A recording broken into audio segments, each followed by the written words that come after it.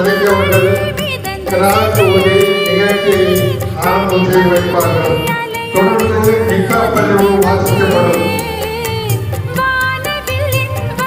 மரியாதைக்குரிய பெரியோர்களே, வெளியூர்களிலிருந்தும் வெளிநாட்டிலிருந்தும் இந்த திருமண நிகழ்ச்சிக்கு வருகையை சிறப்பித்துக் கொண்டிருக்கும் சகோதரர்களே, உங்கள் அனைவரையும் தேவிப்பட்டினம்